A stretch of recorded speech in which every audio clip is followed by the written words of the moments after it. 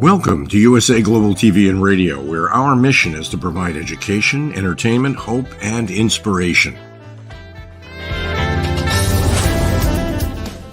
USA Global TV and Radio connects you with experts and audiences all around the world every single day to help you succeed in business and to live a richer life. Visit us at usaglobaltv.com to learn about career and life-changing training and mentoring programs like the Listening Mentor. Subscribe to our newsletter to stay informed about our special programs and offers. Discover how you can become a guest on one of our shows or a host or producer of a USA Global TV and Radio show of your very own. That's USA Global TV and Radio, where the doctor is always in.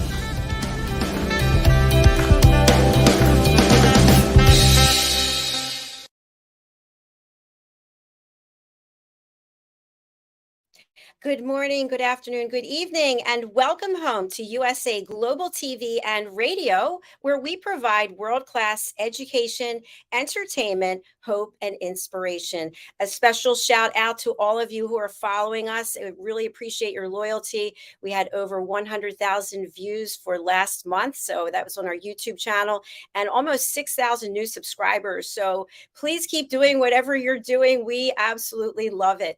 Our show today is the United Kingdom News and Culture and updates on the royal family, episode 79.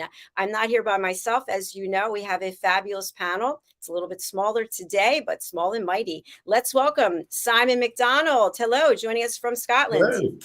Hello, Nice everybody. Yes, hello. Nice to be back. Our slightly shrunk family this week, but it's lovely also. Also, Mr. Ian Pelham-Turner joining us from London. Hello. Good afternoon. It's sunny in London for once, so I think you must have brought the sunshine with us. Well, glad all the way to hear from Scotland.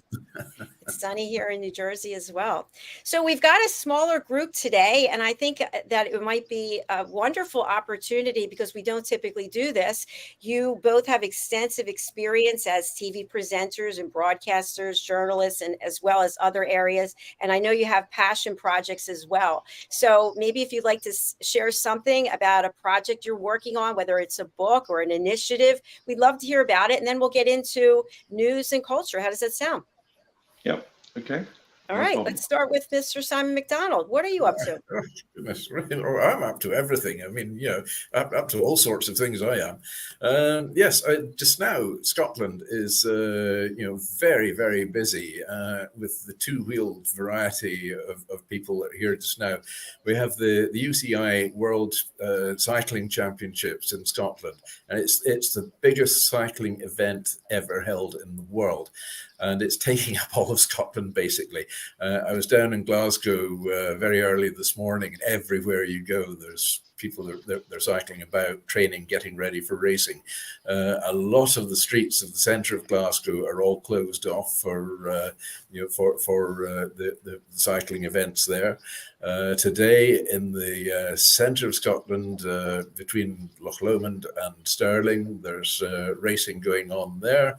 Further up in the Highlands and Fort William area, we've got the World Downhill Mountain Biking Championships going on. Fort William have held that event now every year for the past 18, 20 years, maybe. It attracts about 30,000 people to the town, which is not bad for a town the size of 10,000 people. So it gets kind of busy there. And also events going on down the borders as well. I think today they've got the paracycling events. Nothing to do with parachutes. This is cycling events for the disabled down in Dumfriesshire, and there's great following for cycling down there as well. They haven't got quite as mountainous roads as we've got around here. I think that's probably part of the clue to it. So there are thousands of people here. I was at Glasgow Airport the other day, and the place was full of these huge big bags that these bikes are carried in. Teams coming from all around the world. Today I've seen driving up Loch Lomond side, we've got the American team out there training very hard. The Japanese were there, the Koreans were there. I mean, it's just as incredible. I mean, there's every nationality you could possibly think of. The Russians are notably absent, but there we go. So yeah, Scotland's having a busy time, and we're right in the middle of high tourist season as well. So you've got to book everything ahead if you want a meal somewhere. You really do have to think seriously about booking it. Fantastic to see all these people here, and everywhere I have gone this last 2 or 3 weeks, all I'm hearing is American accents, and it's great. You're coming across. I think USA Global TV, we've got the message out there now, and you're coming across with a plane load. Fantastic. And it's great to see you. And I was chatting to a lady yesterday when I was having lunch at a lovely restaurant, and I had my golden retriever, Isla, with me, and they had this lady was saying she's got 2 golden retrievers back in the States. So she's in Virginia. So it's just it's just lovely to see all the international flavors around, and the cars going by. You see on the license plates, Germans, French, Italians. I've seen more Italians than I've ever seen here before. Spanish, Portuguese, the Dutch. Both cars from Belgium, the French as well. I mean, everyone's here, so it's lovely, and the weather's here as well. It has been wet, but now we've got the summer back again. Wow, thank you so much for that update about what's going on there. Sounds very exciting. Ian, any comments you have for Simon about that? I think it's always interesting to see Scotland thriving. It's very close to my own heart as well, Scotland. I'm half Scottish myself. I've worked in Scotland for 7 years. So I always like to sort of see, it's probably one of the best places I ever lived. And I was just remarking to Simon before we came on air that when I was headhunted back to London by a gentleman called Robert Maxwell, it was a much different time altogether. It was much more competitive again in journalism, and I think in some ways I perhaps rue the day I ever left Scotland. So I think it's with Scotland and the beauty of Scotland and the people of Scotland as well are very, very genuine people. So you can really enjoy life in Scotland. That's true, and I think it is. And the part of Scotland that Simon is in, it is beautiful at the same time. The air is very crisp, very and refreshing, I would say, at the same time. So I think all power to Scotland. I think Scotland has got a lot of value, always have done. And one day I was just saying to Simon, I think I need to come back because I haven't been in Scotland as such, or Glasgow, where I was based. I'm just trying to think back. It's got to be in the 1990s, I think. So I'm having difficulty thinking, when did I come? When did I leave Scotland? But it is a great country. That's for certain. Wow, it sounds like I need to book a trip there as well.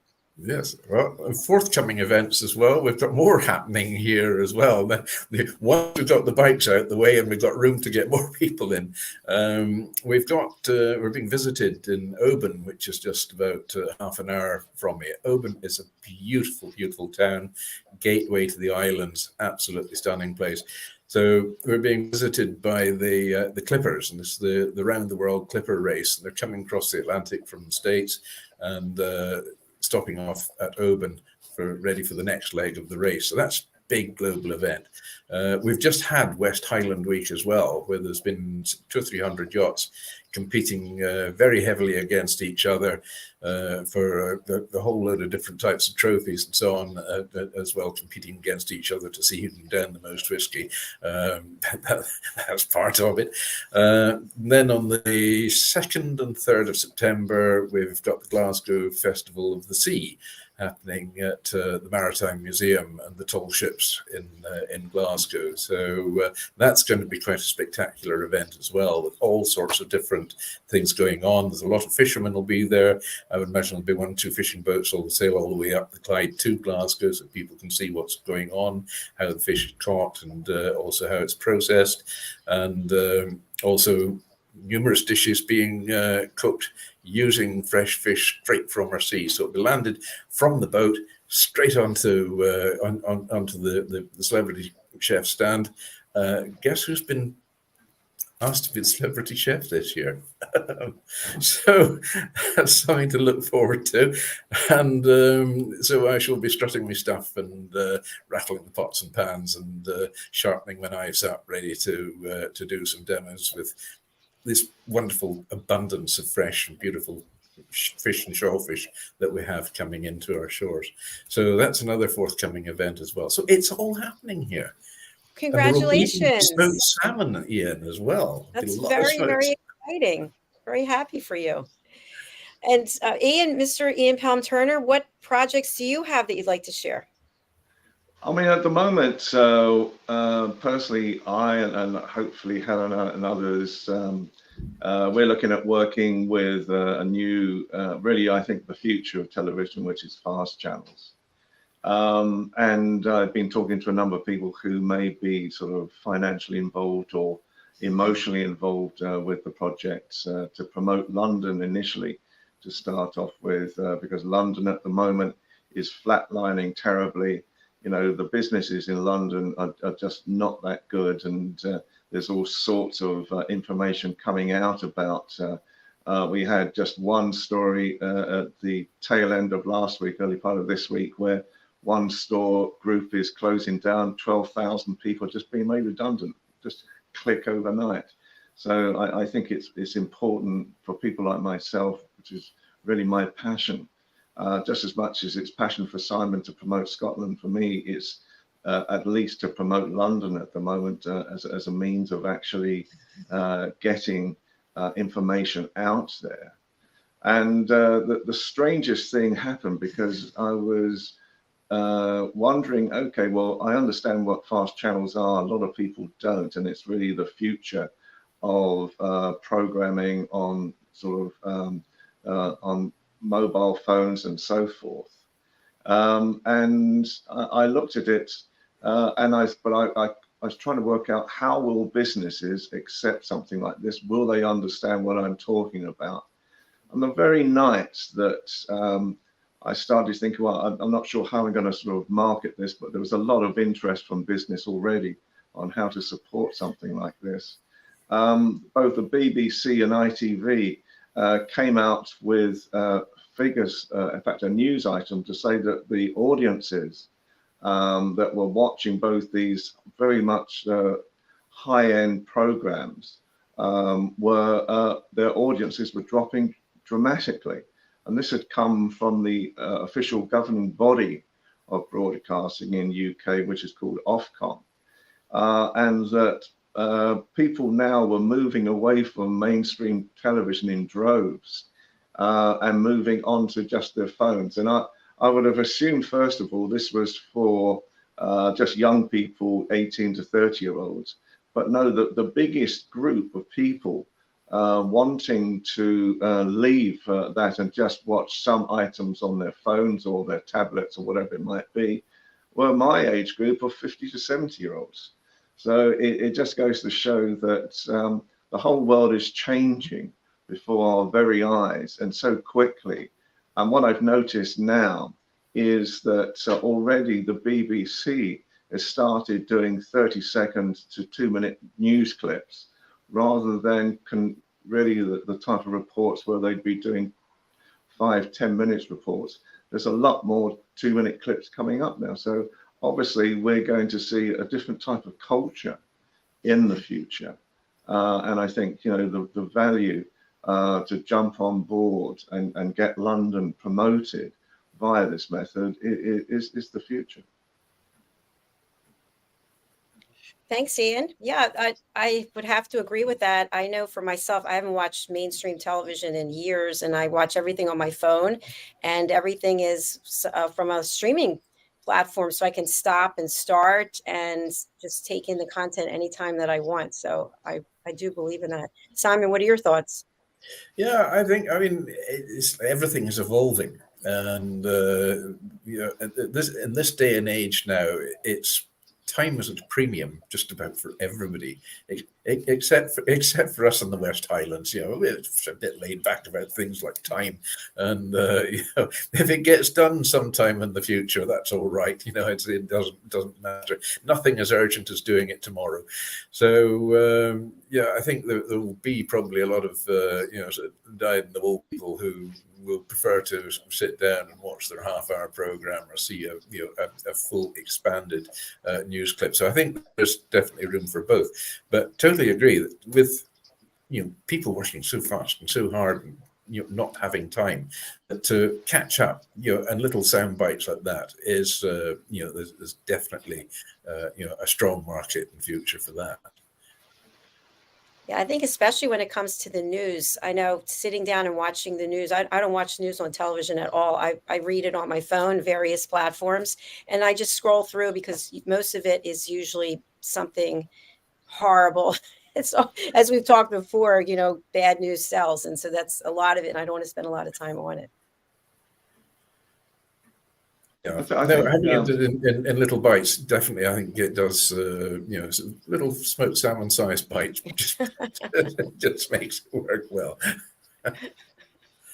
Well, I never have thought that, you know, it's always been my premise that when I've looked at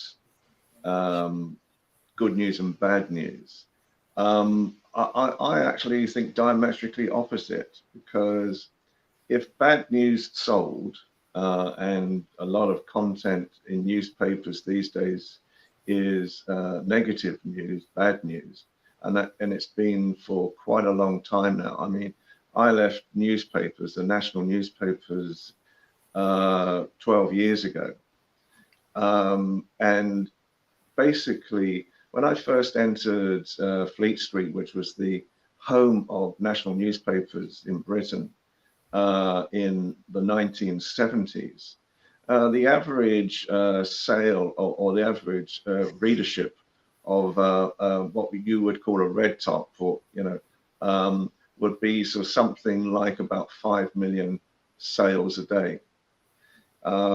Recently, you know, similar papers are now down to 500,000, if they're that. So if you look at that argument, then in reality, if bad news sold so well, why has there been such a decrease in readership? And it's partly down to, yes, I understand things like being online and so forth, but that was happening way before really online or Google had the power that it has today.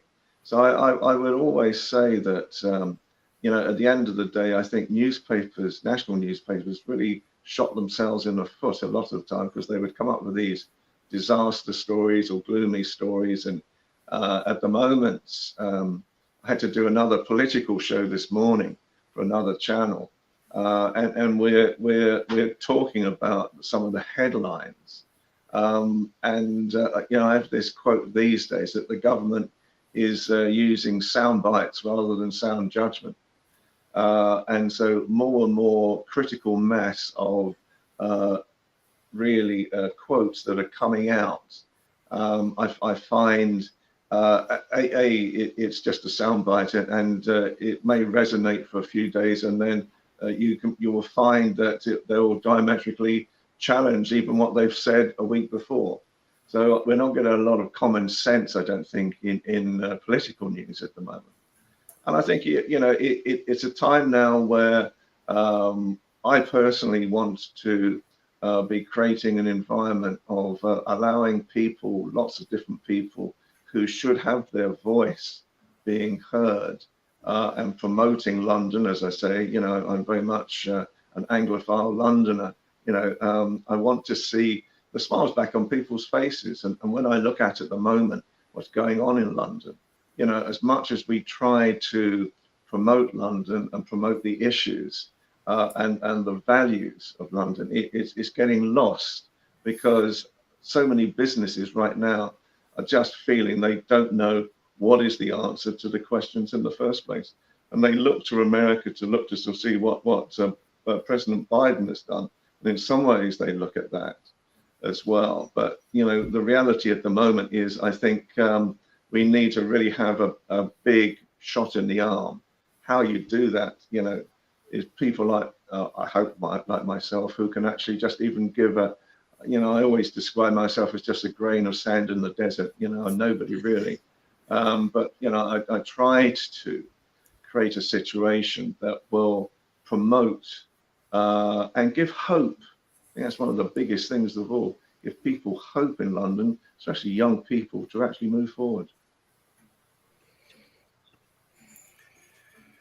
Excellent. Yeah, that's what we stand for here at this platform as well. We want to give everyone hope and inspiration and give people the opportunity to share their voice. Simon, what were you going to say? Yeah, I think you know, Ian, you're absolutely right. I like your little quote there of sound bites over sound judgment. I think that is actually very true of what's going on in government today. But yeah, we're in a technological age now. Everybody's got their mobile phone. I think a lot of people have forgotten that they can actually make phone calls on a mobile phone now. You know, you can do everything on them now. You've got access to the internet. You've got all your emails. You've got all the social media platforms. You know, everything. People just don't make phone calls.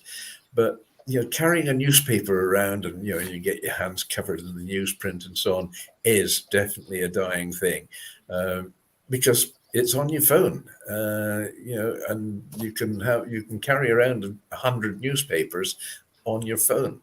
So I think it's one of the reasons where you know, circulation of hard copies of media are gradually disappearing.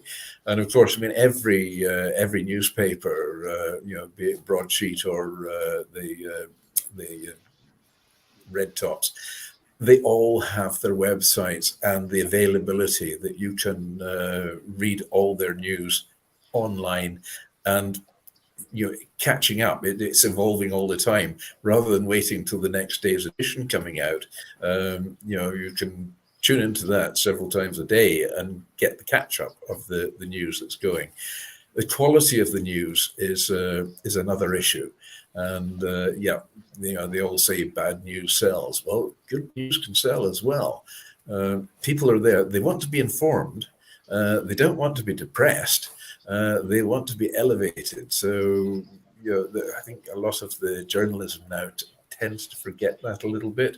And there, you know, there is good news out there that people want to hear, and information that people need and want as well. But again, it's all coming through on that little black thing that you know, that has a glass screen that every time you lean against a wall it breaks. You know? So yeah, the mobile phone has taken over a lot from the you know, the hard press. It's nice to see a magazine now and again, but people even there are not buying the way they used to. It's all on that little phone that we're all addicted to. Yeah, I'm watching as well. People, you know, when I go out into town, and particularly the youngsters, you know, they're wandering along, and their faces in this, they don't know where they are. Somehow they don't seem to bang into each other or bang into lampposts because they're so transfixed on the screen on their phone. So yeah, it's yeah, it's I don't know if it's necessarily for the better, but there we are. That's maybe just because I'm getting a bit old. I think there's a lot of changes happening as well. I mean, part of the show I did this morning is the disappearance of cash. And that nowadays, for example, with the bank chain that I have my account with, I needed to take some money out a few months ago. And it was over the amount I can just put my card into a hole in the wall, you know, and an ATM and just get some money out. And it took me 3 branches, 3 buildings I had to go to around London before any of those branches had cash. And the majority of banks now, and there's this big story at the moment about banks in Britain refusing or closing down accounts if they don't believe in the values of their customers. in some way. So there's a talk about that. But I think even closer than that was I had to fill out a form the other day, a physical form that came through as a letter, and then I had to post it afterwards in what we would call a post box. I couldn't find one. I couldn't find a post box. In fact, I had to walk the streets of London, and I eventually found a post box where I could actually post my letter so that it went off to be received by these quite important people. And so I think that the whole of society is changing at the moment, and it's changing to an electronic messaging state. And again, recently, when I was at a meeting and I had to meet a political leader from another country, and there were a group of us waiting to meet this lady as well. And part of the group were two Americans from Texas, and they build artificial intelligence cities, not just areas, cities nowadays around the world, and it's becoming a big business. And so you start to wonder who's going to be in control of who in the future, and how are we going to be in control of our own lives, but are the cultures that perhaps Simon and myself have been so used to, being able to post a letter, being able to go into a bank and talk to a bank manager, or go in and get some money out if it's over the limit of just being allowed by the ATM. It's almost like being personally served now seems to have gone to the fray, and with the culture that we have at the moment, and it's a major row that we've got, even politicians have got involved now, is that the reality is that at the moment banks are saying if we don't like the look of your jib, your account will go. Yes, ask Nigel Farage. Yes, we can't get a bank account anyway. Yeah, I mean, in the nearest town to me, Gilthead, there's one of the high street banks closed forevermore last night. It's actually now the post office. We had been bereft of a post office for about 2 years, so now got a post office. And we've got two of the other high street banks, but it looks as if one of those might be going soon as well. Again, it's online banking. They're using their phone, doing all the banking online. Credit cards, debit cards are the thing, and also direct banking like some Apple Pay and so on. So you can pay directly at the cashier with your phone. I've managed to avoid that one so far. It is very convenient doing online banking because I live in a remote area. If I wasn't in a remote area, then I would enjoy going into the bank regularly to see them. It's nice to be able to chat to people, to see faces, and and discuss and go through the time of day. But that's the West Highlands for you. We can do that sort of thing. But yeah, it is. It is an evolving society globally, and say that little black phone is taking the world over. Yeah, I agree with you.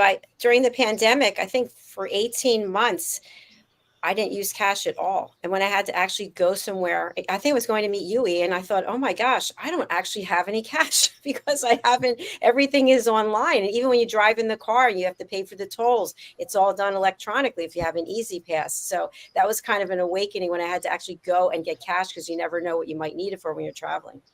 Absolutely. Yeah, exactly. In Glasgow today, when I went parking my car, and the ticket machine said, "We do not take cash." And I thought, well, that says a story. I mean, there are those who can't get bank accounts, or don't have bank accounts, or won't have bank accounts. So if they came up against one of these machines, and I've seen these with growing frequency, then got a problem there.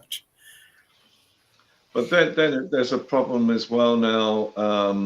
One of the things that appears to be happening, so this is an allegation rather than something that I could totally prove, but I was talking to a gentleman recently who made a lot of money out of cryptocurrency. And he had resolved some of that cryptocurrency back into what I would call normal money, and had something like about £500,000 in his bank account from being able to draw down on some of his cryptocurrency. And then he gets a message from his bank to say, we're closing your account down, and we're freezing the £500,000 as well. You can't spend it. Because they're not sure where that money has come from. And there appears to be a battle going on as well electronically at the moment, and with banks, between banks and cryptocurrencies. And now we're hearing, and I don't know whether this is true in America, that the American government is talking about creating, if it's not already created, a crypto dollar. And that this could be the new currency that a lot of banks around the world will actually trade with. I worry about an imaginary currency from an imaginary bank, and that you can't, currency, it's nice to be able to put your hand in your pocket and jingle it about, or or crisp paper, of which we don't have crisp paper notes in the UK anymore. They're all plastic. So whatever happened to the recyclability? But yes, it's all plastic banknotes now here. So yeah, times are changing. Times are changing, and I think I'm sometimes, as I say, I don't know about you, Simon. I think in London these days, I probably wouldn't carry cash around anyway. It's not perhaps something that I would do anymore, because there are safety for people like myself. In my 70s now, there are safety aspects for carrying anything like that around with me. Too much of anyway. But I just think at the same time, not all the old values, or the values that probably you and I would treasure, were bad, and I think the world is moving on in all sorts of ways at a much faster pace. But is it a good thing or not? And when I look at some of the values of artificial intelligence that are coming in, I was talking to someone in the medical profession a few days ago, and her job will be taken over by an artificial intelligence machine.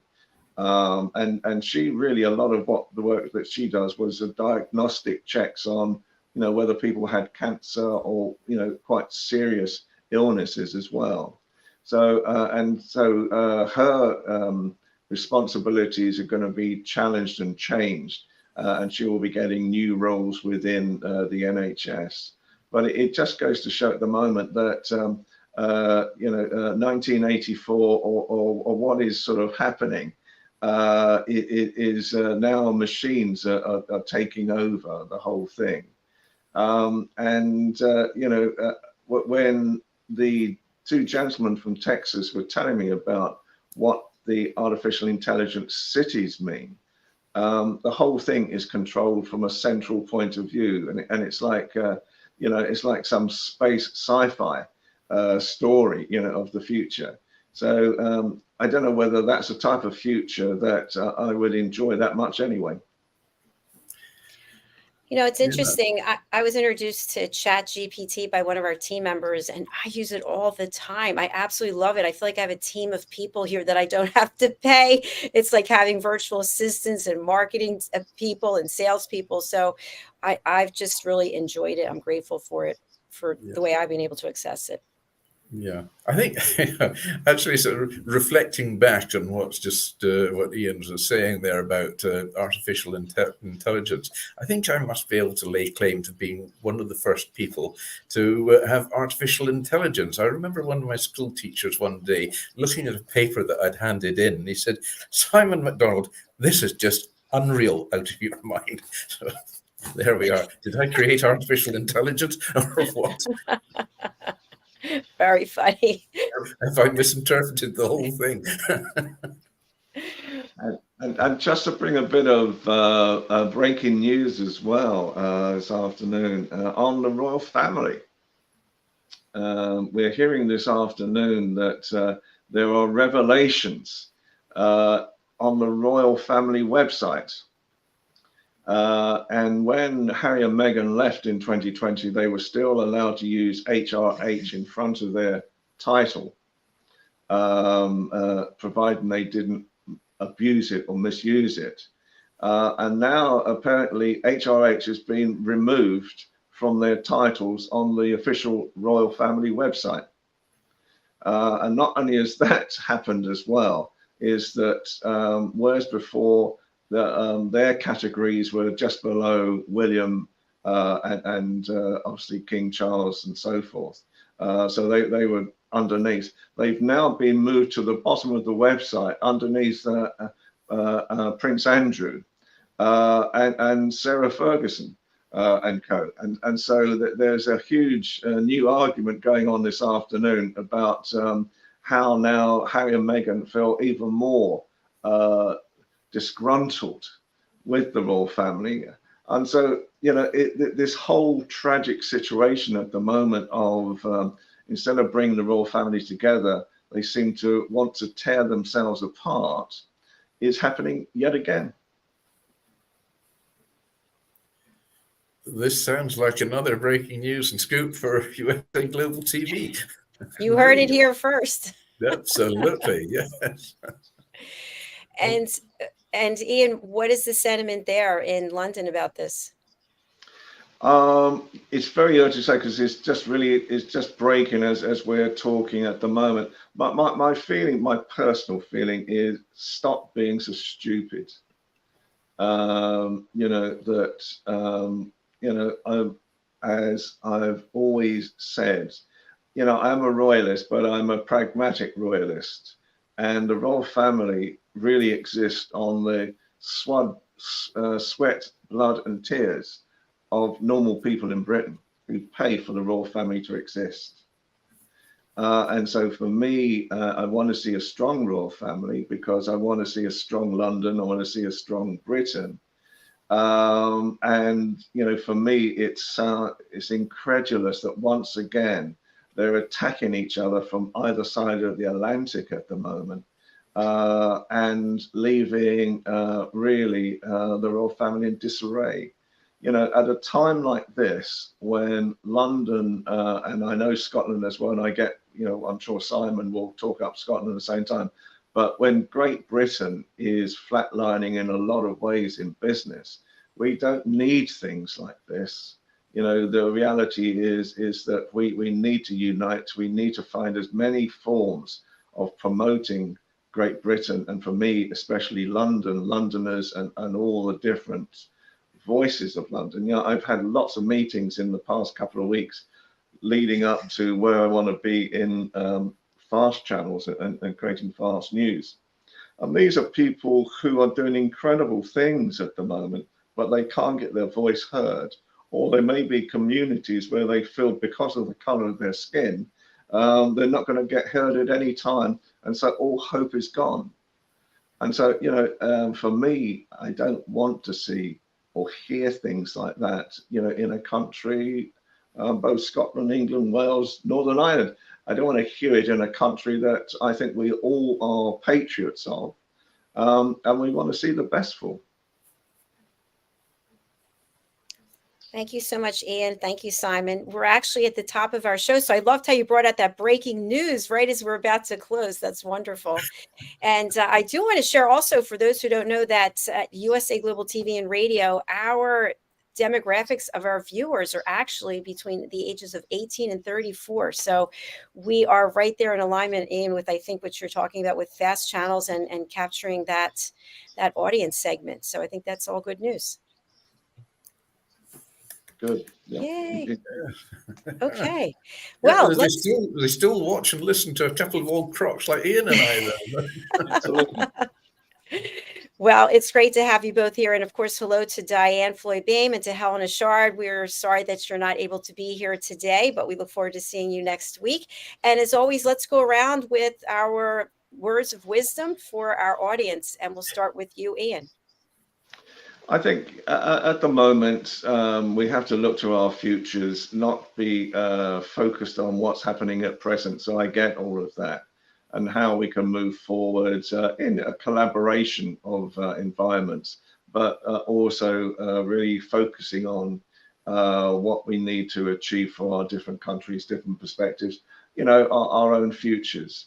So I think, where we are at the moment, collaboration is a big word for me from these days, and how to create an environment where everyone is happy.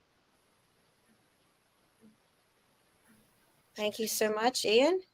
Simon, over to you. Well, each week I come up with another silly saying or so, but and this applies to people over a certain age probably more than anything else. And great pleasure in life is doing what people say you cannot do, which brings me to think as well, when I hear someone say life is hard, I'm so tempted to say, compared to what? Interesting. Thank you so much.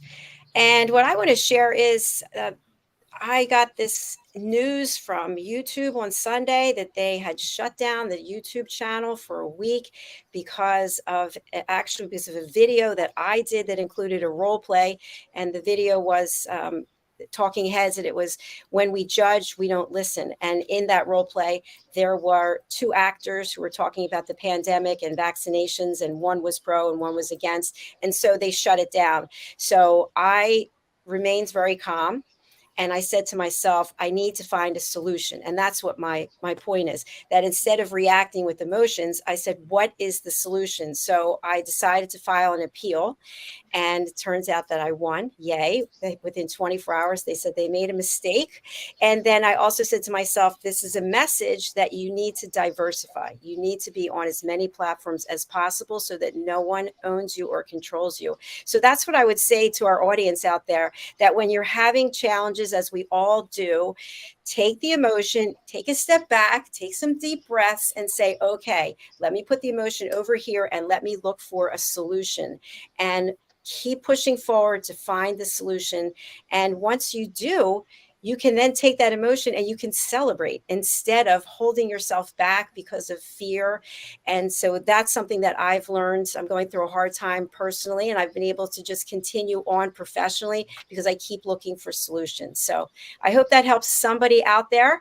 And thank you again all for being here and for supporting us. Please do go over to our YouTube channel, USA Global TV and Radio, and subscribe. All right, we're going to close out with our lovely Diann Floyd BOEHM, her testimonial, and then we will watch her sponsorship. And I'll see you two backstage. Thanks so much, everyone. Bye for now. Bye. Bye. Hello, I'm children's author Diann Floyd BOEHM, and I am co-host for several of the USA Global TV and radio shows. I joined because of the purpose of the USA Global TV and radio. They provide content for the viewers and listeners, an opportunity for people around the world to have their own show or even be a guest on an existing show. We truly believe in helping others get their positive message out to the world. We also have the opportunity for the listeners. You can watch on several platforms, and on YouTube, you can ask questions and even give a comment. We absolutely love it. I love being part of the USA Global TV and radio because I love positive messages, and who doesn't? And we need more of that in the world. We are a family, and we hope you will join us and become part of the family too.